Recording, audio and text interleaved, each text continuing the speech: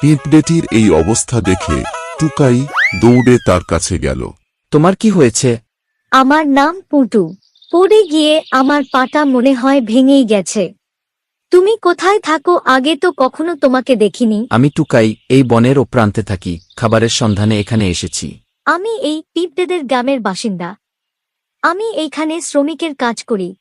রোজগারের মতো আজও বোঝা নিয়ে যাচ্ছিলাম, তখন হঠাৎই পা পিছলে পড়ে যাই এবং তখনই এই দুর্ঘটনা ঘটে। আচ্ছা, আমি তোমাকে সাহায্য করছি।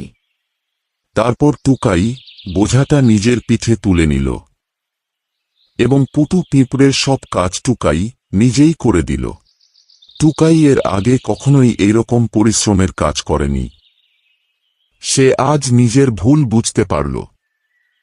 সে আজ বুঝতে পারল তাকে কেউ কেন খাবার দেয়নি। এবং কাজের শেষে শ্রমিক পিঁপড়ে পুটু একটি কলা ও একটি আপেল মজুরি পেল।